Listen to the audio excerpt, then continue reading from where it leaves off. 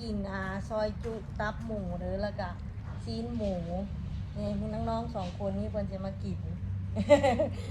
แล้วทุกคนวันนี้เขาจะมาปรุงแก้วเด้อแก้วปรุงให้ค่อยปรุงแบบเจ้าปรุง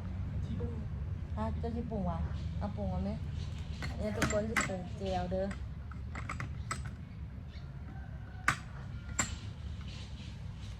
เดี๋ยวเขาสิเฮ็ดแก้วพอแล้วใส่อันนี้เอาไปเลยนัวโอ้ลืมพริกป่นเอาพริกป่นกับข้าวคั่วที่ว่าห่อยอยู่บนตำบักฮวงเลยเดี๋ยวใส่เกลือ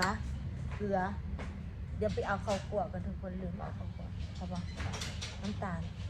พอมะนาวบีบใส่เนาะคนเจนคนเจียวก็ไม่นัวพอป่ะเอาอีกป่ะ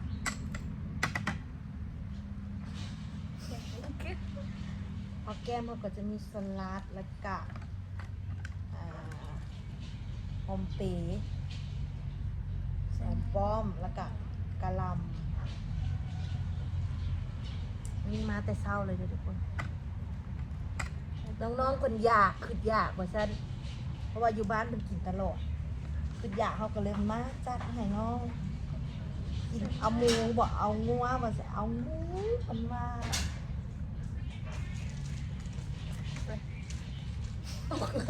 เกลือมีแล้วพอแล้วมั้งน้องมันส้มเกินไปใส่ไปเลยเขากลัวอีกคน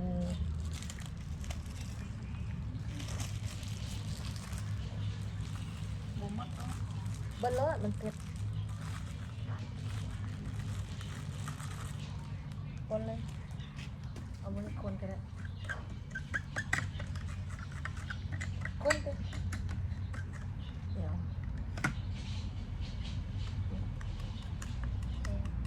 แซ่บเลยชิมก่อนน้ำปลาไม่อีกอย่างหน่อยนึงเอาน้ำปลาเดี๋ยวพอโอเคเจียวชมใส่กระขวดทุกคนสิเลยขวดแล้วจ้ะได้ละทุกคนอันนี้เอาลงเลยทุกคนซอยเลยน้องกินเลยซอยแม่ซอยเลยแล้วที่กินอันไหนจะกระซอยเรียกตามเคยกินสั้นเขาก็หาเคยเห็น อยากเขาก็อื่นน้ำลายน้ำกว่านี้นะอยากน้ำเพิ่นแต่เขาบ่เคยกินเลยเขากินแต่งัวเนาะซีนงัวคนเลิกกินหมูอยู่บ้านก็กินตลอดบ่พวกเจ้าตลอดนะกินตลอดเลยแล้วงัวก็กินบ่ซีนงัวเจ้ากินบ่กินชิ้นว่าชิ้นเลยก็กินซีนงัวก็กินหมูก็กินโอ้เลือดแปลงเจ้ากินติเล็ดแป้งก็กินกินตลอดเลยว่ะหรือว่าโดนกินจนอยู่บ้านอยู่บ้านนี่กินตลอดบ่หรือว่าอันนั้นกินตลอดโอ้กินแค่นี้นะเด็กตับนี่สดๆเลยทุกคนซื้อมาแต่ตลาดนี่กับเจ้าขาสดๆเลยปาดเอาเลยจะปาดเอาเลยจะดึงจะปาดที่ไหน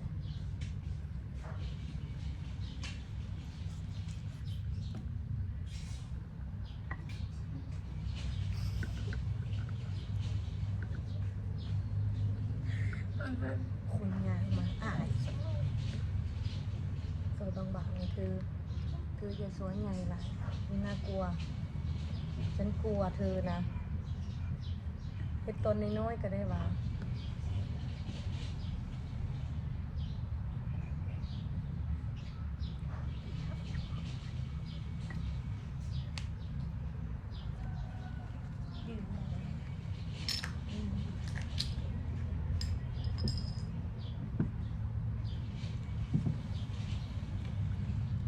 นั่งอันนี้เพิ่นเคยกินบ่นั่งเกลือฮะ เจนเจ้าก็เคยกินบ่เคยอยู่บ่เออลืมแนะนำโตวเนาะเพิ่นชื่ออีหยังก็ จี ชื่อเจนนั่นนี่ สาวจีน หน้า ชื่อนาเพราะว่านาก็ได้เนาะสาวเจนกับสาวนาเด้อทุกคนนี่สาวนาอันนี้สาวเจนเด็กน้อยอยู่ร้านนี่แหละหักแพงเป็นน้องเป็นโนนี่แหละอยู่น้ำกัน เอาลงมือเลยได้อทุกคน ลงมือเลยได้ออันนี้นางเบิงบกล้ากินเลยนะมีพักแก้ม เอาบ่วง บ่วงกันได้น้องกินเป็นแต่ย่านแหละกินแต่ละตอนน้อง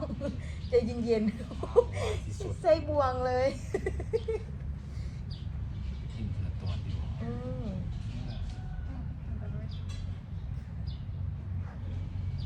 ซอยจุมันได้ห้องคนกินน้ำแดง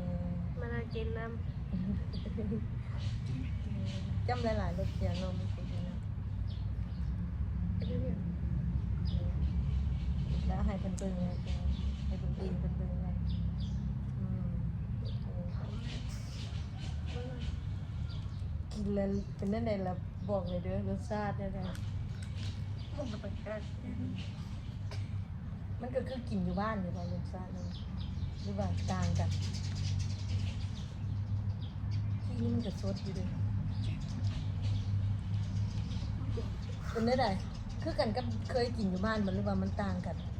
ต่าง มันเป็นได้ได อันนี้เสียบกว่า แท้ว่ะอู้แซ่บกว่าอีกนะมันสดเนาะก็ซื้อมาสดๆเลยซี่ทุกคนล้างสะอาดอย่างดีเลย กินเลยเด้อกินตามสบายใจเลยเนาะ อย่างแล้วกิน กินรส กินไม้ กินรสกินตามสบายใจเนี่ยทุกคนของหมักเขาถามเขาเคยกินบ่คนถามมันสิ้นหัววุ่นซอยจุคนที่กินบ่เคยหมูก็กินว่าซั่นถามมากินหมูกินงัวกินหมูโอ้เราแปลกดีเนาะเอ้ยเดี๋ยวเบิ่งเบิ่งเนี่ยดีเบิ่งเบิ่งเบิ่งดี เอาเจ็บปะ ๆก็มีอ่ะไม่ได้บอกเดี๋ยวเนี่ยน้องเอานี่ตัดก็ได้สุดๆทุกคน นี่ว่า สุด หมูอยู่กอง ๆหมูสุดๆเด็กน้องก็เอานี่ตัดไปเจียวหลายๆเลย เจ็บปวด อย่าบุเพชรอู้ประดันมันบอกว่าเส้นอย่าเส้นหลายว่าเส้น เอาใส่ตึ้ม นี่เบิดเลยเส้น ไหนรอดใจมันเอาออกเผ็ดขี้ เบิดเลยจ้า สั่นลงสั่นสิ้น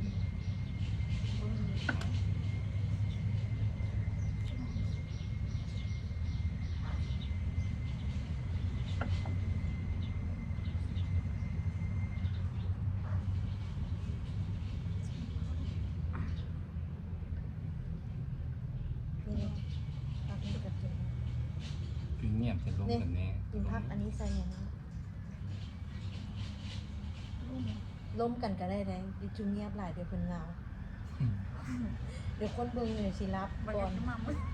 ล้มกันไปโลด อืม เดี๋ยวเพิ่นสิรับนะเพิ่นเบิ่ง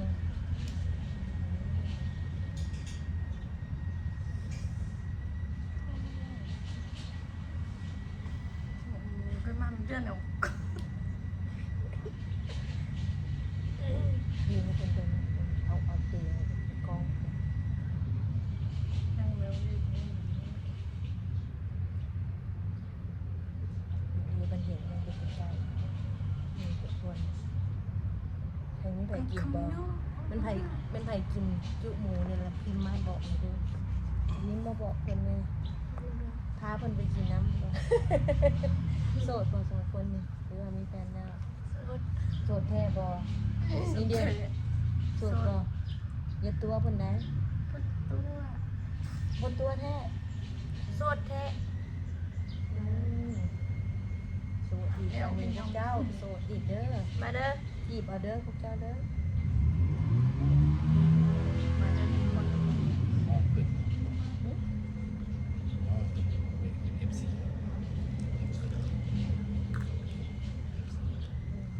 เงินเพิ่น นี่พักนี่ก็แก้มละลายเลยเนาะพักมีหลายแก้มเลยเป็นพักเป็นละลายตามสบายใจได้อย่าเกรงใจก็ได้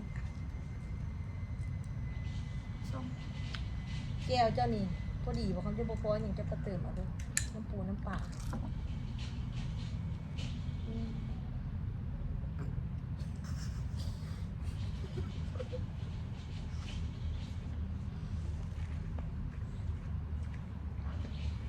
กินกันแหน่เบิ่งเพิ่นแหน่เบิ่งกล้องเนี่ยเราจะตาไปอยู่อืม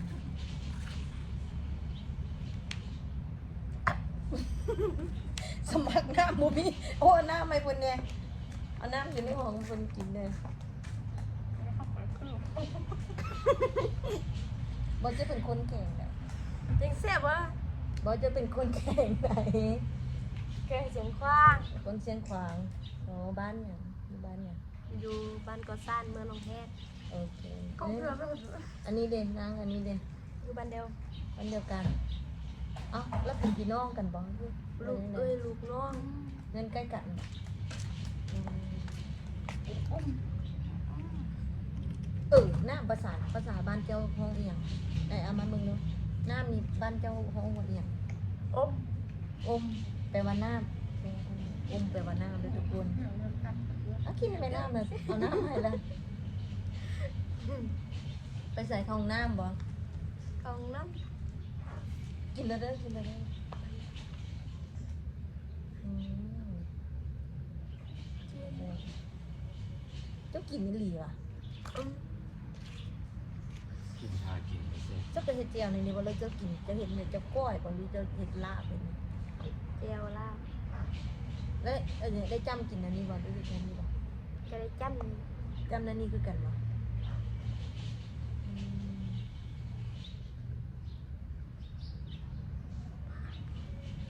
มสิ่งผมก่อนเอาผักใส่ละลาย เดี๋ยวบุกินน่ะ ขอยบอกกินหมูคอยกินเยอะเนื้อหมูยอมโอ้แซ่บๆบอกคนมากินน้ำแต่ละมั้ย เราได้มากินเหมือนกันกินเนาะ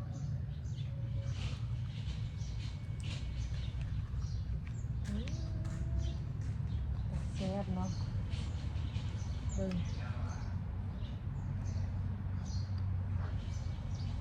ระหว่างซีนกับตับนี่เจ้าหมัก เส้น ซีนหลายกว่าตับบ่ตับบ่ปานใดเนาะอืม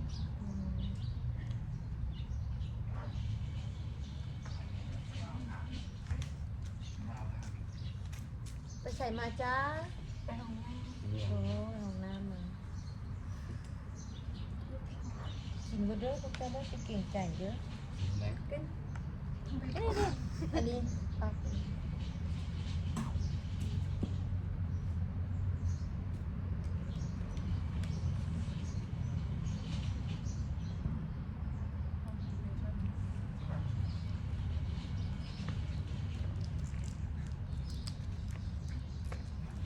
เฮ็ดเลยแซ่บ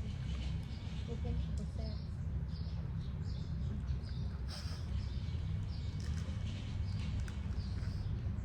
อีมังอืม ผู้บ่าวภาษาบ้านเจ้าห้องวันอะไร ฮับห้า ฮะ ฮับห้า ฮัดฮาโอ้ ฮัดฮาคือผู้บ่าวอ่ะมาเด้อฮัดฮา ห้องเป็นภาษาบ้านตัวเองดูห้องผู้บ่าวภาษาบ้านตัวเองดู มันห้าจะเบิดเบื่อ ที่ว่าเคยกินผมว่า เอ้ยนั่งอันนี้กับผู้บ่าวในห้องมึงดูห้องผู้บ่าวมึงดูกินภาษาบ้านตัวเองนี่ห้องผู้บ่าวมากินนะเออ เดี๋ยวมาห้าจะเบิดเบื่อ มึงจะคนบ้านตัวเองเบิ่งดิเขาก็จึงขอ แซ่บ โท เหมื ษ อนกัน อืม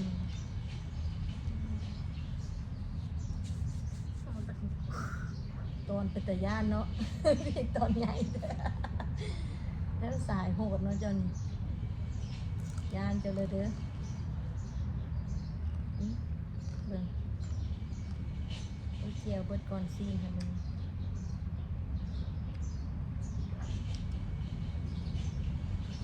เอากินซีนอู้กิน สดๆมึงดูฟ้าใส่ผักจะกินสดๆแล้วกินผักเป็นน้ำหลังอืม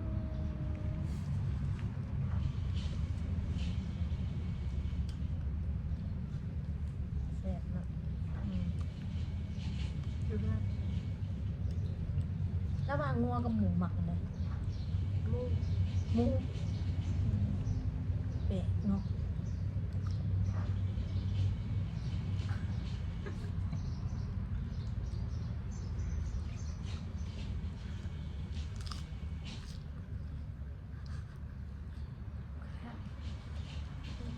ลุง เผ็ดเนาะ เพชรบาดเจน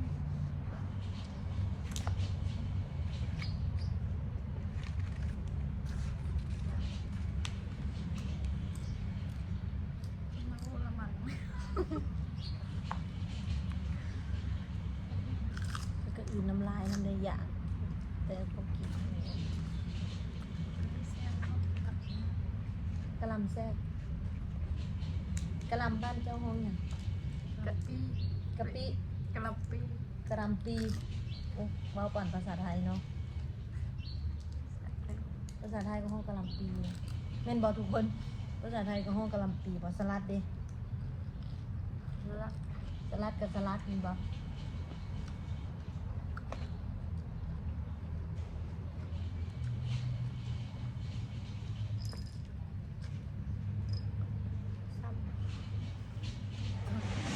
จำท้ายบ่อิ่มแล้วบ่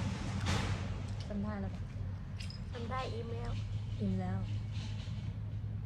เอาตอนคุยๆคักๆมึงด้วยจักบาทมึงด้วยคำสุดท้ายเออคำสุดท้ายเบิ่งดูเจนคำสุดท้ายเบิ่งดู กินบะลงเลย อิ่มละทุกคนมื้อนี้กะคลิปกะเท่านี้เด้อทุกคนเด้อถ้าผู้ใดมักคลิปนี้ก็อย่าลืมกดไลค์กดแชร์กดติดตามให้น้องในเด้อว่ามื้อใดน้องสิเฮ็ดคลิปเนี่ยมาให้ทุกคนเบิ่งก็ฝากติดตามไว้เด้อทุกคนบ๊ายบายกันน้องจีฝากติดตามไว้เด้อบอกเพิ่นนะ ฝากติดตามหน่อยเด้อ FC ทุกคน โย FC ทุกคนบอกกับสิฝากติดตามเลยเด้อ FC ทุกคน ฝากติดตามหน่อยเด้อ เออ FC บายบาย